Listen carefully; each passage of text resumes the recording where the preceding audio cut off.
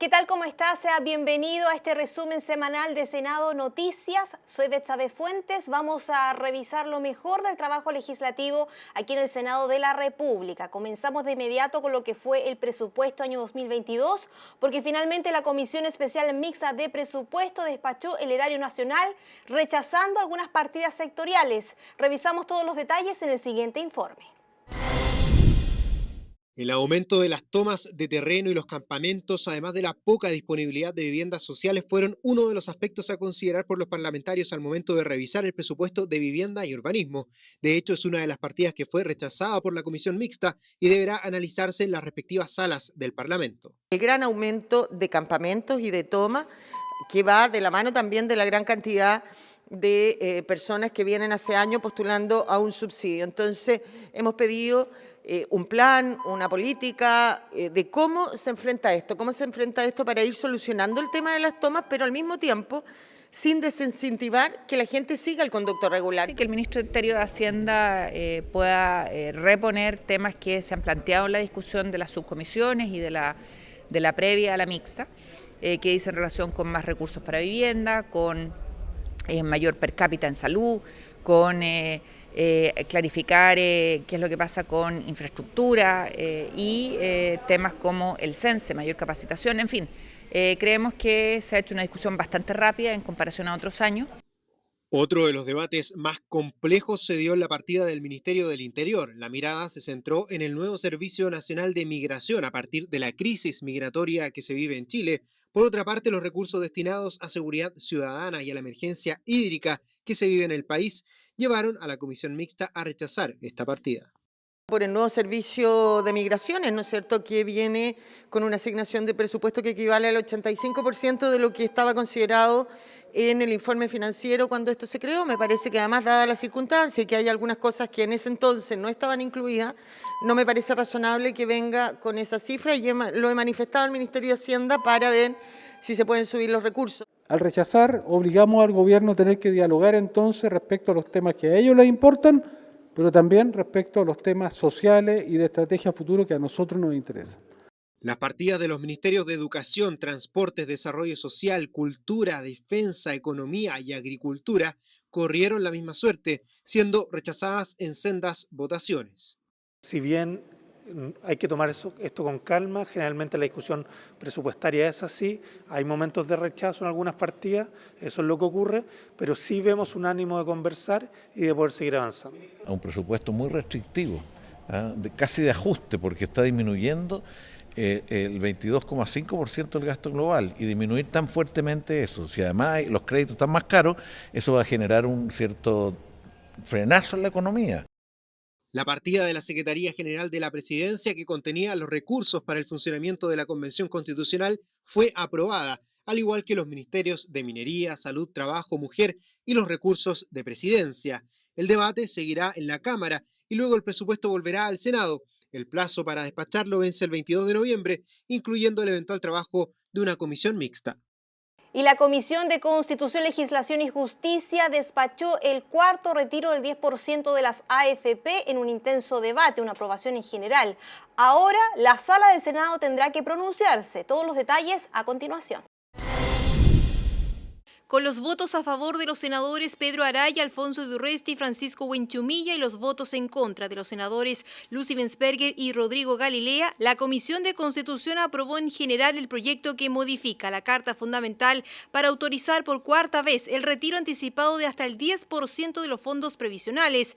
Durante la sesión, la presidenta de la Asociación de AFP Chile, Alejandra Cox, y el vicepresidente del Centro de Estudios Nacionales de Desarrollo Alternativo, Manuel Riesco, expresaron los efectos que tendría este nuevo retiro tanto para la ciudadanía como para la economía. Mientras desde el gobierno el ministro del Trabajo y Previsión Social, Patricio Melero, reiteró sus argumentos en contra. Tenemos efectos en las pensiones futuras, efectos en las pensiones de retiro programado que ya se están recalculando. Tenemos una brusca caída en el valor de los activos chilenos y alarmantes efectos que afectan a todos los hogares en cuanto al aumento del costo de vida. Sin duda, los retiros han sido una de las medidas de mayor impacto positivo en lo económico y social y en sus consecuencias políticas. De manera tal de que la reactivación económica y la caída en el desempleo es cada día una realidad mayor y obviamente desde el punto de vista del Ejecutivo se justifica por estas razones, entre otras, mucho menos seguir utilizando los fondos previsionales. Tal como ocurrió en los retiros anteriores, la votación en comisión fue dividida y el escenario en la sala es incierto. Asimismo, le vamos a pedir a la Presidenta del Senado, Jimena Rincón, y a los comités parlamentarios que este proyecto pueda votarse a la brevedad en el Senado con el objeto de poder disminuir la incertidumbre que tienen muchas familias respecto a qué es lo que va a pasar con el proyecto del cuarto retiro. Creo que tenemos todavía un par de días para convencer y para sumar los 26 votos necesarios en la sala. Al menos la bancada del Partido Socialista va a estar completa votando a favor. Lo que hay que modificar es el sistema de pensiones para que existan en Chile pensiones dignas, pero eso ¿va de la mano o es contradictorio con seguir aprobando retiros? O sea, seguir por la vía de los retiros significa una merma en los fondos que tienen los trabajadores para sus pensiones. Y obviamente el viernes vamos a fijar la tabla con la concurrencia de todos los comités. Ustedes saben que esto no depende de la voluntad de la presidenta, sino que de los acuerdos de los comités. Con esto, la iniciativa en segundo trámite quedó en condiciones de ser sometida a consideración por el Pleno para dar paso a su discusión en particular. Y se despacha a la sala el proyecto que busca combatir el narcotráfico y el crimen organizado. Revisamos esta y otras informaciones en el siguiente bloque de comisiones. Por unanimidad en general y pese a tener varias diferencias en su detalle, la Comisión de Seguridad Pública envía a la sala el proyecto que mejora la persecución y el combate al narcotráfico y al crimen organizado. Si bien no hay coincidencia en puntos como la sanción a la cannabis, incluso en aplicaciones medicinales caseras que propone el proyecto en segundo trámite general, o en las consideraciones a la cantidad y no en la pureza de la droga, la actualización de la figura de asociación ilícita, sumando también la de asociación delictiva, la ampliación y mejoramiento de las técnicas de investigación, además de facilitar la incautación y enajenación de los bienes, permitiendo que apoyen el equipamiento de unidades policiales que combaten el narcotráfico, fueron aspectos que recibieron el respaldo cerrado de la instancia. Entonces yo siento que es tremendamente preocupante el que nosotros no hagamos nada y dejemos que finalmente esto vaya, o sea, probablemente de aquí a 1 o 2 años más, porque esto está evolucionando, vamos a encontrar una mayor presencia de cannabidiol y ahí se nos van a mezclar las cosas. Yo siento que hoy día estamos a tiempo aún para tomar una decisión fundamentalmente en el área de permitir. Yo por lo menos voy a presentar indicaciones en particular este proyecto en orden al tema medicinal, incluso también en lo recreativo. No compartiendo quizás en el fondo algunos aspectos, yo en lo personal creo que este proyecto está bien orientado, no existe ley perfecta, obviamente ahí existe una discusión con respecto al tema de drogas, que evidentemente son adictivas, que si es una enfermedad o no es una enfermedad, todo es todo debatible y discutible. La historia del Código de Aguas en el Congreso Nacional continúa, esto luego que la Cámara rechazara más de una decena de enmiendas del Senado, entre ellas la regulación a la instalación excepcional de drenajes en turberas, la declaración de la zona de prohibición para nuevas explotaciones, la función de subsistencia y normas vinculadas a las concesiones mineras y reformas a la protección de los acuíferos, entre otros puntos. Senadores y diputados definieron el calendario con preferencia hacia el martes 23 de noviembre, post-elecciones y presupuesto, cuando ya la Secretaría haya hecho un registro de las controversias y se haya conformado una mesa técnico-política de asesores y el Ejecutivo para facilitar la labor legislativa. La Secretaría va a registrar las controversias, ese sería el primer acuerdo, y los integrantes de la mixta hacen llegar a la Secretaría también quiénes son los asesores que van a integrar la comisión técnica, y dejaríamos para el martes 23 de noviembre la sesión de la mixta de 3 a 4. Y yo creo que ahí podríamos avanzar en despejar la gran mayoría de las controversias y dejar quizás lo más complejo para el final y quizás también resuelto esa misma sesión. 2 proyectos fueron vistos en la última sesión de la Comisión de Agricultura, discusiones donde los senadores dijeron extrañar la presencia de la ministra María Emilia Undurraga, pese al permanente aporte del asesor Andrés Meneses. Sin embargo, quedó de manifiesto la necesidad de coordinar el trabajo, por ejemplo, para votar el proyecto sobre división de predios en segundo trámite general, lo que se postergó otra semana.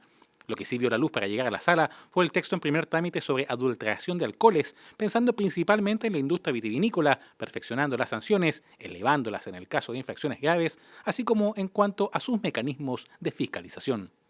Pero yo entiendo que la conducta más grave es esta. Ya es grave que digan que hay una uva de determinadas características cuando es uva de mesa, pero mucho más grave si se utiliza un componente tóxico o dañino para la salud, porque eso ya demuestra una falta de escrúpulos extrema.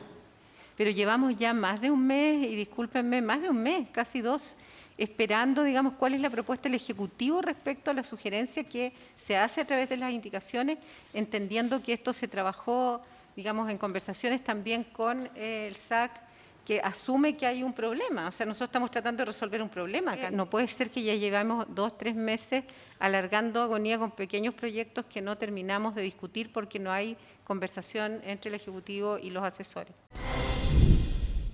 Una exposición pormenorizada acerca del avance de los proyectos de infraestructura para el año 2022 de la región de Los Ríos tuvo lugar en La Unión, hasta donde llegaron los integrantes de la Comisión de Obras Públicas del Senado para sesionar con la presencia y participación de autoridades locales, municipales y regionales para escuchar al equipo ministerial encabezado por Alfredo Moreno. Fue la oportunidad para plantear inquietudes, pero también de recibir una serie de anuncios, especialmente en materia de conectividad y agua potable rural. No está aquí la gente de la Dirección de Obras Portuarias, así que pero me comprometo a verlo con ellos y ver si es posible o no es posible y verlo después contigo y con el gobernador para ver si podemos o no hacer ese financiamiento. Yo lo que pediría que todo esto, Loncopan, Las Pellenadas, en fin, etcétera, etcétera, lo trabajaran con la Seremía acá, con la Dirección Regional de Vialidad, de manera tal de que en el plan que estamos ejecutando todos los años de reemplazo de una gran cantidad de puentes de madera, pudiéramos incorporar los que ustedes tienen acá y de esa manera podamos avanzar en forma sustantiva. El trabajo de cuenca, sin lugar a dudas, va a ser una prioridad. El río Imperial es importante, el río Valdivia, ¿para qué decir?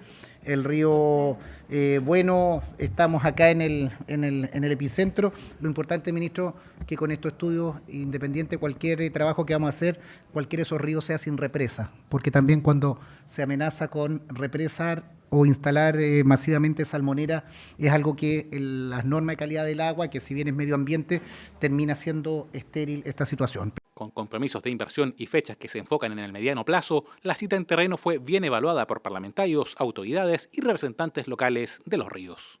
Y durante esta semana, la Comisión Especial de la Infancia recibió el informe denominado Informe de Verdad, Justicia y Reparación, con recomendaciones hechas por la Defensoría de la Niñez en torno a posibles violaciones a los derechos humanos a los niños y niñas y adolescentes a 2 años del estallido social. ¿Cuáles fueron las recomendaciones? Las conclusiones lo revisamos en la siguiente nota.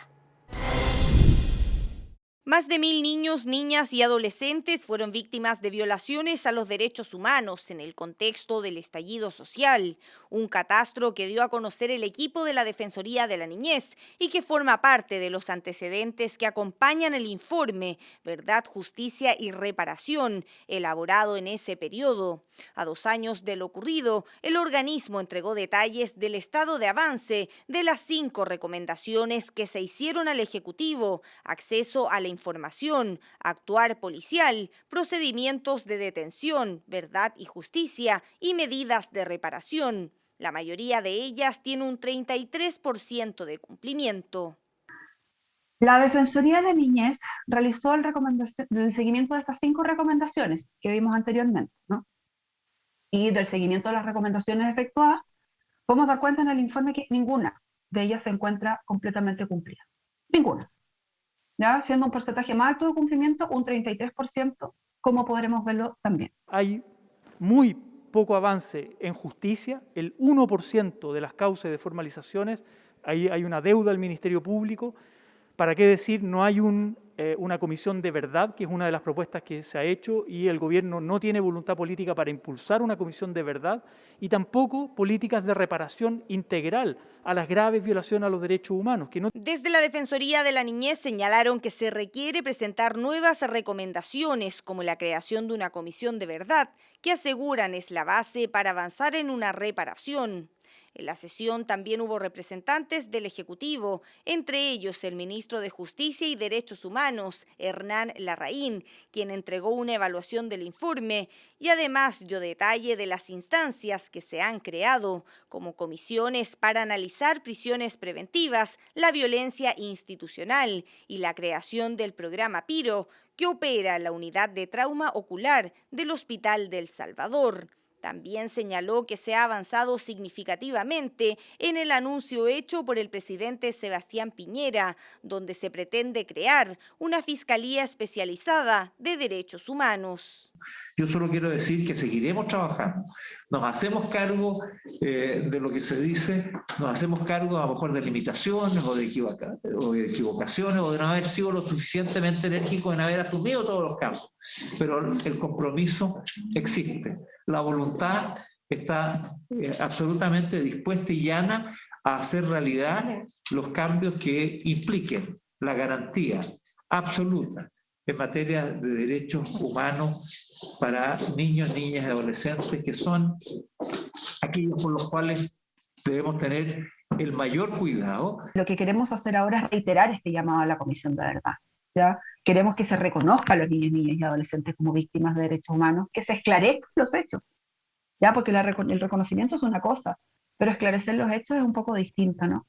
Para buscar finalmente verdad, que es lo que requiere esta comisión. Entonces nos tenemos que hacer cargo hoy día, y eso es voluntad política, eso es poner recursos, eso es que el gobierno presente un proyecto de ley, por último lo deje presentado, un proyecto de ley de reparación integral, pero con presupuesto. La comisión acordó enviar una serie de oficios, uno al Ministerio Público para que entregue detalle del avance de las investigaciones y otro al Ministerio de Justicia para que especifique las medidas que se han adoptado para dar cumplimiento a las recomendaciones hechas por la Defensoría de la Niñez. Y la Comisión de Seguridad Pública respaldó un veto presidencial a la denominada Ley Juan Barrios, que recuerda al fallecido transportista en el sur de nuestro país. Más detalles a continuación. 4 votos a favor y una abstención para ambos puntos del veto del Ejecutivo marcaron la aprobación en la Comisión de Seguridad Pública del Senado para las observaciones hechas al proyecto de ley que modifica sanciones penales por el delito de incendio, conocido en su trámite como la Ley Juan Barrios. El proyecto recuerda al fallecido transportista asesinado en el sur cuando desconocidos quemaron la cabina del camión donde pernoctaba, situación que bajo los parámetros de este nuevo cuerpo legal establecería un piso donde los autores del crimen enfrentarían al menos 15 años de cárcel efectiva, pudiendo llegar incluso a presidio perpetuo. El trámite derivó en una comisión mixta y su despacho en septiembre pasado, pero la necesidad de aclarar la aplicación tanto de sanciones y no dar lugar a interpretaciones en favor de imputados motivó el regreso del texto al Congreso. Lo que estamos haciendo es regular por ley, es decir, manifestar expresamente, mejorar el tipo penal del incendio sin declarar impunes las conductas similares de incendio que hubieran sido sancionadas con anterioridad a esta ley. Y lo único que trata de evitar es que ningún juez tenga la interpretación de que eventualmente de aquí para atrás, dado que se cambió el tipo penal, ese delito no existió. No vaya a ser que algún creativo de alguna defensa trate de decir, mire, ya no está el delito como estaba antes. Además de la introducción de un artículo transitorio para evitar que aproximadamente 89 personas procesadas pudieran quedar sin sanción por encontrarse sus acciones entre la ley antigua y la nueva, también se amplió la descripción de los bienes involucrados en los siniestros sin resultado de muerte y sus sanciones, con una intencionalidad que deberá ser probada por el ente persecutor. La abstención del senador Jaime Quintana fue el matiz en la votación de la iniciativa. Lo que se está planteando es que simplemente que se incendie, que los vehículos a incendiarse, los lugares a incendiarse son bastante más, por eso es la ley Juan Barrios, y esto va a ser castigado por la misma pena de antes. Yo la verdad que creo que se está abusando mucho de los vetos. Yo voté a favor de esta ley en su oportunidad, en las distintas instancias, a pesar de que muchos penalistas sostienen que hoy día perfectamente se podría perseguir, incluso con el 474 sin modificación y el 475 del Código Penal, pero lo del veto yo me parece que enredas más las cosas. Me abstengo. El mensaje refundido con una moción parlamentaria cuenta con el grado de discusión inmediata, por lo que en las próximas jornadas sería considerado por la Sala del Senado para posteriormente hacer lo propio en la Cámara de Diputadas y Diputados. Y la senadora Carolina Goich, en el marco de un lanzamiento de un libro aquí en el Senado de la República, recibió un importante reconocimiento como representante de la región de Magallanes, a 500 años del descubrimiento del Estrecho de Magallanes. ¿De qué se trató esta actividad? Lo revisamos a continuación. Una proeza y un descubrimiento para la navegación que cambió la mirada del mundo, un hecho histórico de hace 500 años que vino acompañado de sacrificio de quienes intentaron colonizar uno de los lugares más inhóspitos del mundo. Las imágenes y percepciones transcurridos 5 siglos del descubrimiento del Estrecho de Magallanes se plasmaron en un libro que homenajea este hito histórico. El paso Hernando Magallanes por el estrecho que lleva su nombre fue el inicio de la globalización. Es el hito que nos permite hablar de la historia universal, no solamente el ratificar que la Tierra era redonda, sino que es el inicio del cambio en las relaciones comerciales, en las relaciones culturales, en nuestra cosmovisión de la humanidad. Pero que confluyen en el encuentro de un paso. Y eso hace cambiar el mundo, o sea, pasamos a otra etapa del mundo, ¿no es cierto?, la etapa de cierta globalidad, porque no se conocía, no se había hecho ninguna circunvalación, ni se sabía con exactitud si la Tierra era redonda o no, y eso lo confirma Magallanes. En la obra, impulsada por el Centro de Extensión del Senado y la Universidad de Playa Ancha, se recorre este hito para la humanidad, que modificó los mapas de la época y planteó un giro para el continente americano, especialmente para los países del Cono Sur. Es una obra que compila trabajos de distintas temáticas y de distintas disciplinas: literatura, historia, relaciones internacionales, educación y aspectos relacionados con el análisis estratégico y geopolítico de la región austral chilena. A través de la obra del académico Mauricio Jara, en conjunto con la editorial LW y el trabajo de las Facultades de Humanidades y Ciencias Sociales de la UPLA, se busca plasmar las imágenes y percepciones de los 500 años del Estrecho de Magallanes. El lector se va a encontrar con un conjunto de visiones bastante renovadoras, actualizadas, que invitan a una reflexión de lo que ha sido la conmemoración de los 500 años de este paso o el hallazgo de Hernando Magallanes y sus compañeros en la búsqueda de un paso para ir hacia el Mar del Sur, como se llamaba en la época, que es el Pacífico. Todo un estudio sobre el territorio, sobre los problemas del territorio de Magallanes, el aislamiento geográfico, lo que pasó con el Estado chileno y Magallanes, lo que pensaba O'Higgins sobre Magallanes, en fin. Y entonces es una historia que llega hasta el día de hoy, ¿ya? Y el libro logra captar toda esta evolución y todas estas miradas. En la ceremonia estuvo presente la senadora Carolina Goich, representante de la región de Magallanes y la Antártica chilena, cuya labor parlamentaria y territorial fue reconocida por la Facultad de Humanidades de la Universidad de Playa Ancha. Y nos vamos a revisar más noticias legislativas con senado.cl. Como ya vemos en pantalla, huérfanos por la pandemia podrían recibir pensiones de gracia. ¿De qué se trata esta información? Pues la Comisión de Gobierno respaldó el proyecto que recibió una indicación sustitutiva del Ejecutivo con un informe financiero, por lo que antes de ser visto por la Sala será analizado por la Comisión de Hacienda.